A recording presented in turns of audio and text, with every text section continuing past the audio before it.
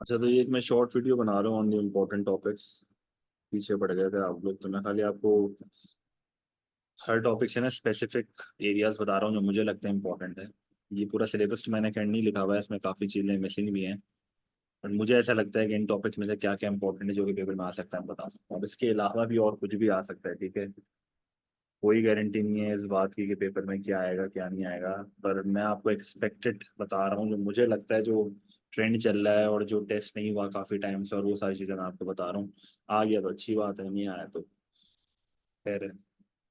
तो देखो, माइक्रो से जो मुझे लगता है ना, क्वेश्चन 2 और 3 जो हमारा होता है सेक्शन बी, तो माइक्रो से जो इम्पोर्टेंट है वो मुझे लगता है वो पीपीसी एक ऐसा टॉपिक है जो कि वो दे सकता है। सही है, पीपीसी विद इकोनॉमिक सिस्टम्स। अब इकोनॉमिक सिस्टम्स में वो ट्रांजिशन वाली बात भी कर सकता है, जिसमें वो मुझे मार्केट इकोनॉमी के फायदे नुकसान पूछ लेगा, या प्लांट से मार्केट जाने में वो इतना ज़्यादा लाइकली नहीं है। वैसे इकोनॉमिक सिस्टम्स में से वो टेस्ट तो काफ़ी चीज़ें कर सकता है। वो मार्केट और मिक्स को मार्केट फेलियर से भी लिंक कर सकता है, मार्केट मिक्स्ड इकोनॉमीज को, जिस तरह उसने नवंबर 23 के पेपर में किया था, पर वो कॉजेस के ऊपर था। तो मार्केट फेलियर एक बहुत लाइकली टॉपिक है मेरी नज़र में। Market failure is a very very important topic. सही है। खास करके इसकी पॉलिसीज मुझे लग रहा है आएंगी, और टाइप्स ऑफ गुड्स। कॉजेस मुझे इतना ज़्यादा नहीं लग रहा है, पर कॉजेस सिंपल ही हैं। तो मार्केट फेलियर की पॉलिसीज।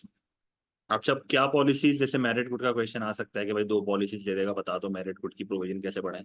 डीमेरिट गुड्स का भी वो सेम पूछ सकता है। सही है। और पॉलिसीज वही बात है। अच्छा, same goes for inequality of income. Inequality of income की भी पॉलिसीज आ सकती हैं, बट अगेन वो एक तरह से मार्केट फेलियर जैसे सिमिलर ही हैं। अ, जिस तरह उसमें क्वेश्चन आया था जून 23 में भी क्वेश्चन आया था वेरिएंट 2 में सिमिलर।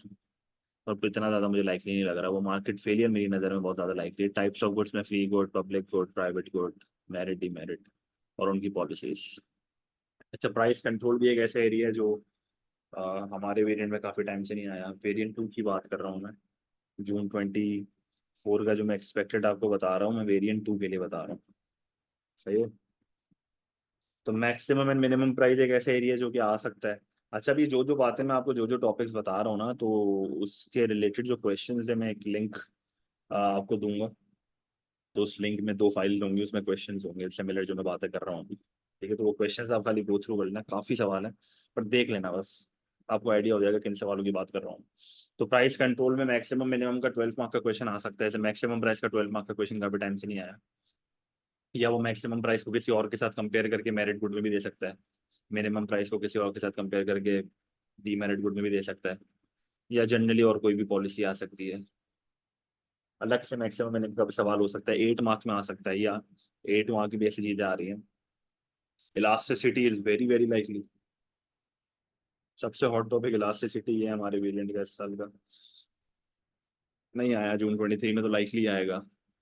और मोस्ट लाइकली मुझे पीईडी वाईडी एक्सईडी लग रहा है। पीईएस के मुझे इतने चांसेस नहीं लग रहे। एक गट फीलिंग है मुझे, पीईएस में शायद ना दे। पीईडी वाईडी एक्सईडी में से ही आएगा, आएगा तो। और एक सब्सिडी और इनडायरेक्ट टैक्स में से ज्यादा लाइकली सब्सिडी लग रहा है, क्योंकि सब्सिडी के बेनिफिट का क्वेश्चन ना बहुत टाइम से नहीं आया है, जिसमें नहीं बेनिफिट आइडेंटिफाई करना होता है विद पीईडी के लिंक करके। तो वो क्वेश्चन मैंने देखा नहीं है काफी टाइम से। तो ये भी चांसेस हैं इसके। सही है। तो एक तो ये एरिया बहुत इंपॉर्टेंट है फॉर माइक्रो। अच्छा, जहाँ तक मैक्रो की बात है ना, तो मैक्रो में सबसे इम्पोर्टेंट जो चीज़ है वो ये है, प्रोटेक्शनिज्म। आपको यहाँ पर टैरिफ्स के बारे में, कोटा के बारे में, हर प्रोटेक्शनिज्म की पॉलिसी आपको यहाँ पर ये पता होना चाहिए। प्रोटेक्शनिज्म के एडवांटेजेस डिसएडवांटेजेस क्या होते हैं। सही, टूल जिसकी वही है जो टैरिफ वगैरह में बता रहा था, प्रोज एंड कॉन्स। अच्छा, आपको ये भी पता होना चाहिए प्रोटेक्शनिज्म के advantages are the disadvantages of free trade, and protectionism के disadvantages are the advantages of free trade. ठीक है, तो ये रिवर्स चल रहा होता है। इंटरनेशनल ट्रेड से रिलेटेड आपको पता होना चाहिए। अच्छा, ऐसा भी हो सकता है कि एक्सचेंज रेट भी बहुत लाइकली है इस साल, very very highly likely. Protectionism के बाद जो दूसरा नंबर है वो एक्सचेंज रेट का। एक्सचेंज रेट के कॉजेस, डेप्रिसिएशन एप्रिसिएशन के। अच्छा, अब करेंसी एक्सचेंज रेट जो है ना, वो बहुत टॉपिक से लिंक होता है। Exchange rate can come with, it can come with BOP, it can come with inflation deflation, मतलब पीओपी में भी करंट अकाउंट की बात कर रहा हूँ कि करंट अकाउंट पे क्या इफेक्ट आता है एक्सचेंज रेट से। सही है। और कॉजेस तो वही बात है, डिमांड एंड सप्लाई की जो गेम होती है सारी, फ्लोटिंग एक्सचेंज रेट की बात कर रहा हूँ, उसके एडवांटेज डिसएडवांटेज। अच्छा जनरली पूछ सकते हैं करेंसी के बढ़ने के फायदे नुकसान बता दो 12 मार्क के सवाल में, या करेंसी के गिरने के फायदे नुकसान बता दो 12 मार्क के सवाल में, या 8 मार्क में भी इस तरीके के क्वेश्चन आ चुके हैं जून 23 नवंबर 23 इन सारे पेपर्स में। ठीक है, दूसरे वेरिएंट्स में, हमारे वेरिएंट में नहीं आया है मेरे हिसाब से। तो ये बहुत इंपॉर्टेंट है। Exchange rate can come with many topics, her topic से लिंक है इसका। सही है। पहले नंबर पे प्रोटेक्शनिज्म है, दूसरे नंबर पे एक्सचेंज रेट है, तीसरे नंबर पे अनएम्प्लॉयमेंट है। कॉजेज एंड कॉन्सिक्वेंसेस बहुत सिंपल है, स्ट्रक्चरल सिक्लिकल सीजनल ये सब पता होने चाहिए, इनके हार्मफुल इफेक्ट्स पता होने चाहिए, pros and cons of unemployment.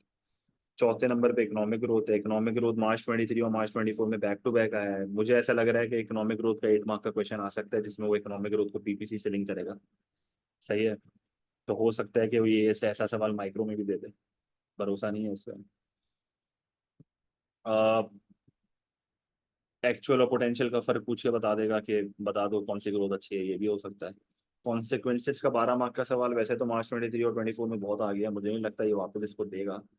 पर प्रोज एंड कॉन्स का क्वेश्चन इकोनॉमिक ग्रोथ का आ सकता है, इतना ज्यादा इंपॉर्टेंट नहीं है मेरे हिसाब से। ठीक है, तो पहले नंबर पे जो सबसे इंपॉर्टेंट प्रोटेक्शनिज्म है, ठीक है, मोस्ट इंपॉर्टेंट।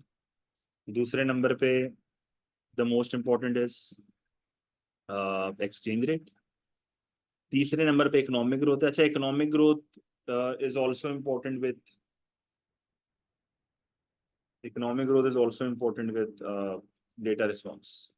डेटा रिस्पॉन्स में भी इकोनॉमिक ग्रोथ और अनएम्प्लॉयमेंट टेस्ट कर सकता है, वो बड़ी अच्छी डेटा रिस्पॉन्स बना सकता है इसके ऊपर। सही है।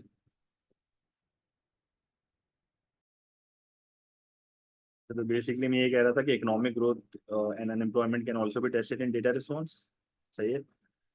और जहाँ तक 12 मार्क के क्वेश्चन का ही मैंने इसका बता दिया। और जहाँ तक पॉलिसीज की बात है ना, पॉलिसीज पॉलिसीज तो देखो हर साल आती है।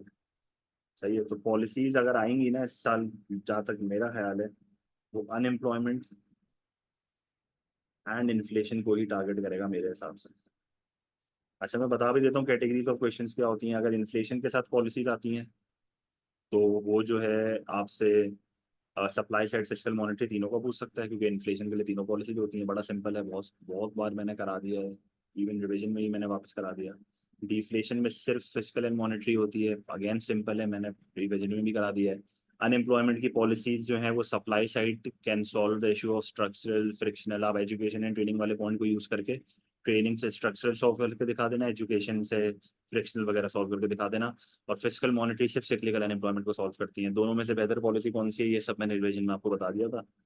और इकोनॉमिक ग्रोथ की अगर पॉलिसीज आती हैं तो इकोनॉमिक ग्रोथ में physical and monetary can be use for actual growth, and supply side policy can be use for potential growth. Comparison इसका वही है जो हम उसमें करते हैं, डिफ्लेशन में करते हैं। सही है।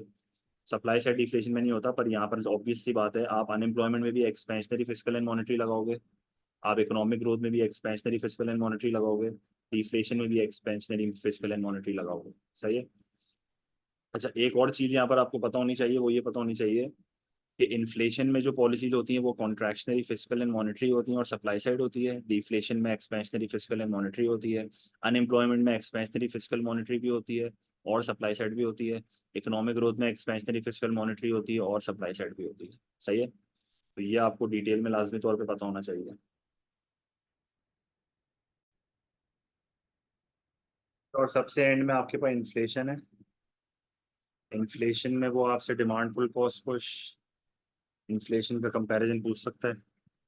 कॉन्सिक्वेंसेज ऑफ इन्फ्लेशन इतना लाइकली नहीं है, अफेक्ट्स इतना ज़्यादा लाइकली नहीं है। ज़्यादा से ज़्यादा वो पॉजिटिव पूछ सकता है आपसे 8 मार्क में। और डिफ्लेशन के भी कॉजेस वो आपसे पूछ सकता है। तो ये गुड डिफ्लेशन बैड डिफ्लेशन। ठीक है। तो ओवरऑल अगर मैं इस चीज़ को अब समराइज करता हूँ तो समरी यहाँ पर ये है कि मैक्रो में सबसे इंपॉर्टेंट प्रोटेक्शनिज्म है with international trade tools pros and cons free trade सब पता होना चाहिए। एक्सचेंज रेट बहुत इंपॉर्टेंट है, everything link with exchange rate. 12 mark के क्वेश्चन, डेप्रिसिएशन एप्रिसिएशन के फायदे नुकसान, causes of exchange rate, exchange rate का link with balance of payment, exchange rate का link with inflation, exchange rate का link with every possible thing। सही है। Policies में फिस्कल मॉनेटरी सप्लाई साइड अगर आएंगी भी तो इन्फ्लेशन अनएम्प्लॉयमेंट में लाइकली लग रही है मुझे। डेटा रिस्पॉन्स की जहाँ तक बात है मैक्रो से लग रही है मुझे, गट फीलिंग है बस। डेटा रिस्पॉन्स बताना बहुत मुश्किल है, पर आएगी भी तो मुझे लग रहा है इकोनॉमिक ग्रोथ से आएगी। इकोनॉमिक ग्रोथ अनएम्प्लॉयमेंट इस सब से ही आएगी। और सेक्शन बी में भी और सेक्शन सी में भी अनएम्प्लॉयमेंट इकोनॉमिक ग्रोथ थोड़ा इंपॉर्टेंट है, अनएम्प्लॉयमेंट ज्यादा लाइकली है as compare to economic growth. ठीक है। और अगर माइक्रो का मैं समराइज करूं तो माइक्रो का मैंने आई थिंक ऑलरेडी बता दिया है। ठीक है। तो माइक्रो की भी समरी यही है, मार्केट फेलियर सबसे इंपॉर्टेंट है, इलास्टिसिटी सबसे इंपॉर्टेंट है, उसके अलावा सेकेंडरी है जो मैंने चीज़ अभी आपको बताई। ठीक है। तो मैं फाइल्स की लिंक डाल दूंगा। Good luck. वैसे तो कुछ भी आ सकता है, मैंने अपनी तरफ से पूरी कोशिश करी है, रिवीजन वगैरह हर चीज़ करा दी है मैंने, सभी बढ़ा दिया है। ये बस मैं इसलिए बता रहा हूँ क्योंकि बच्चे जो है वो जिद करते हैं सर एक्सपेक्टेड बता दो, तो मैंने एक्सपेक्टेड आपको बता दिया है।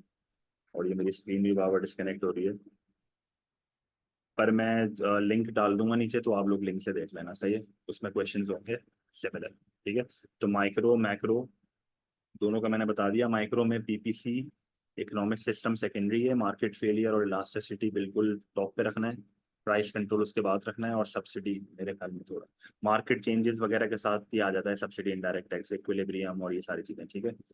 प्राइस मैकेनिज्म फंक्शंस वगैरह मुझे इतना इंपॉर्टेंट नहीं लग रहा है, पता नहीं। ठीक है। और मैक्रो का भी मैंने आपको ओवरऑल बता दिया, बाकी क्वेश्चंस जो हैं मैं लिंक डाल दूंगा तो आप देख लेना। ठीक है। Good luck. एएस में इससे ज़्यादा कुछ भी नहीं पढ़ाऊंगा, लास्ट डे भी मैं कुछ नहीं पढ़ाऊंगा। अल्लाह हाफिज़।